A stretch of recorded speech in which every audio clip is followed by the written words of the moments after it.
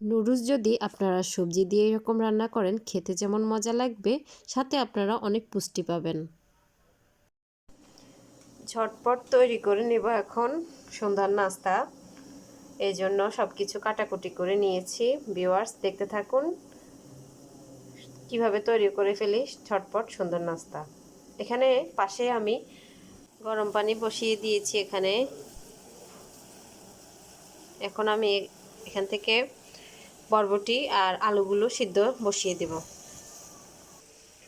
Viewers আমি এখানে এখন বরবটি আর আলু সিদ্ধ বসিয়ে দিয়েছি। এই রকম সবজি দিয়ে আপনি সুন্দর নাস্তা নুডলসের সাথে দিতে পারেন, খুবই ভালো লাগে খেতে।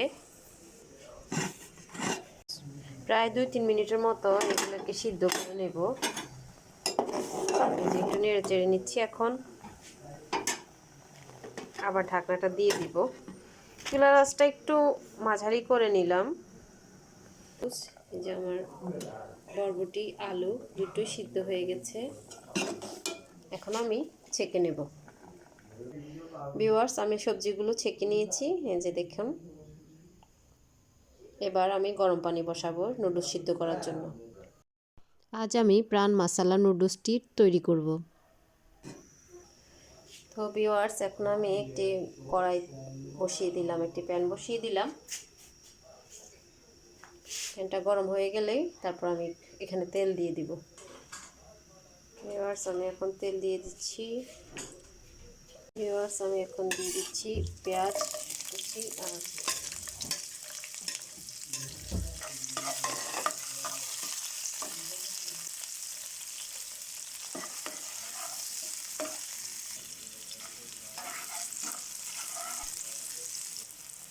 হালকা পেঁয়াজটা নরম হয়ে আসছে। এখন আমি দিয়ে দিব সবজি আর আলু।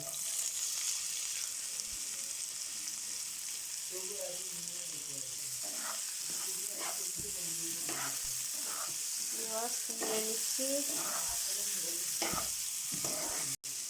দিয়ে দিলাম লবণ, তারপর দিয়ে দিলাম একটু হলুদ।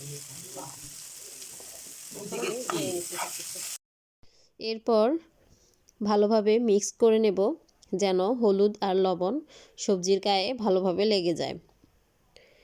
কিছুক্ষণ ভাজবো, তারপর সবজির মাঝখানটা একটু ফাঁকা করে নেব। এখানে আমি দিয়ে দেব 2টো ডিম। এই জন্য সবজির মাঝখানটা ফাঁকা করে নিলাম। তারপর আমি এগুলোকে ভালোভাবে নেড়েচেড়ে নেব, না হলে কিন্তু ডিমগুলি জমাট বেঁধে যাবে। এই জন্য ভালোভাবে নাড়তে হবে, তাহলেই সবজির গায়ে ডিমগুলো ভালোভাবে লেগে যাবে। ততক্ষণ পর্যন্ত আপনি নাড়বেন যতক্ষণ পর্যন্ত ডিমগুলো ঝুরা ঝুরা না হয়।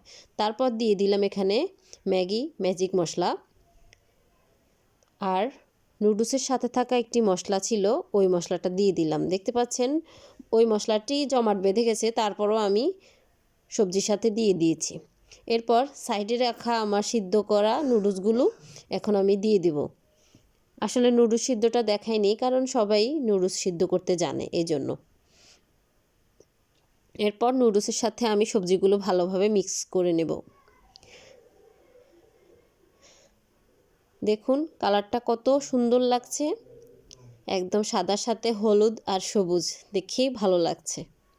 তো ভিউয়ার্স আপনারা তৈরি করে নিতে পারেন খুবই ঝটপট এই সবজি দিয়ে নুডলস রান্না করলে খেতে যেমন মজা আর দেখতেও অনেক সুন্দর।